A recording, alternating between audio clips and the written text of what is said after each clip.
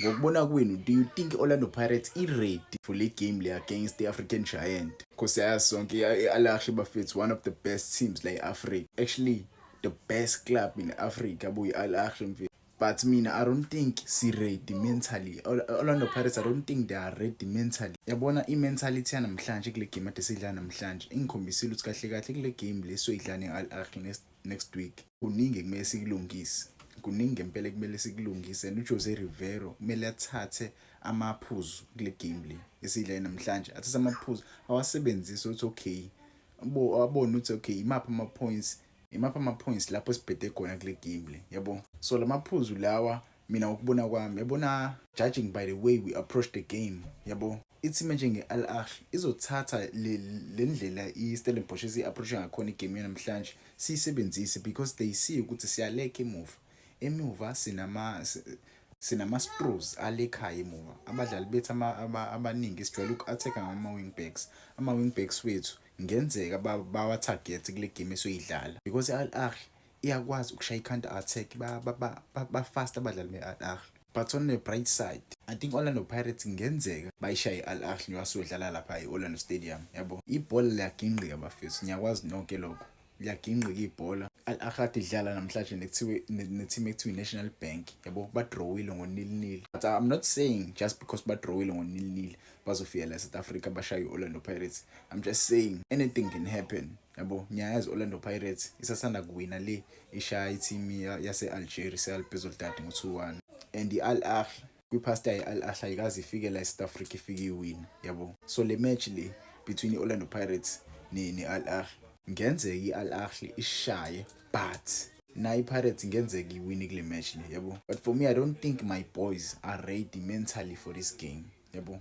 I don't think they are well prepared for this game because this game was exposed kakhulu le game le bafethu. It was exposed kakhulu and igame elandelayo so besidla ngomhla 14 yabo ne-Stade Abidjan. So angazi nina bafethu nifile kanjani ngale game ye-Al Ahly, but ama-ticket azoqala ukudayiswa kuleli sonto esiza kulona. Ngokubona kwenu iziphi izinto ekumele ishintshwe yabo going to this game against i-Al Ahly yabo, because mina ziningi izinto ekumele ishintshwe, angifuni nje ukuqamba amanga, ziningi izinto ekumele ishintshwe indlela idlala ngakhona.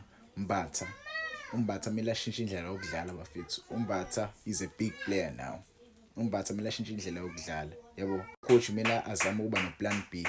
Abafana abancane bengasebenzi kumele sazi ukuthi obani abazofika bedlale yabo, because you cannot rely on umdlalo njengolumfana lo uKimvidi bafethu. Angazi uKimvidi uClams, for me uKimvidi uClams seyifika nje namhlanje egamini wadala i-yellow card engenasidingo. Looking at our bench today yabo, I was disappointed ukubona ukuthi abekho abadlali esingabafaka abazoshintsha labafana abancane yabo. uSalengi bengangena, ukube bekhona bengangena uSalengi, mhlambe nawo uHladisi bengangena, mhlambe uGilberto guys. Okay, ngabe simfakile uGilberto if you saw ukuthi abafana baba ne-pressure yabo, because you cannot play u-90 minutes nabafana babodwa. Ubona ukuthi lento le abayizamayo balokhu beyivala. Amagamtana namhlanje ubonile ade belokhu bemvala uNkoda namhlanje because belokhu zama the same thing, belokhu beyivala yabo. So nje namhlanje mina ngibonile ukuthi kahle kahle I don't think si prepared for this game yabo. Mhlawumbe abanye bangasho kunye bangangitshela kuma-comments yabo, ningitshela ukuthi kahle kahle nina nizizwe kanjani ngale game namhlanje and going to this game ye-Al Ahly. Are we mentally prepared or are we physically prepared for this game, because it's a big game yabo. It's been a while since we played in Champions League and it's been a while since we played against the Al Ahly yabo. I think the last time we played them kwakusaphila uSenzo Meyiwa yabo. I so wish i-spirit sakhe singaphila yabo, sifike mfethu sisivikele nje wasodlana le team le yabo. Ngiyafuna ukuqhubeka, ngiyafisa i-Orlando Pirates iqhubeke ifike kuma-quarter finals e-Champions League yabo. So ngangitshela ama-comments bafethu, are we mentally prepared for this game? Wangifollowisha lapha YouTube mfethu khona uVane Sports, naka Facebook ngiyatholakala uVane Sports, naka Instagram futhi ngiyatholakala nguVane Sports.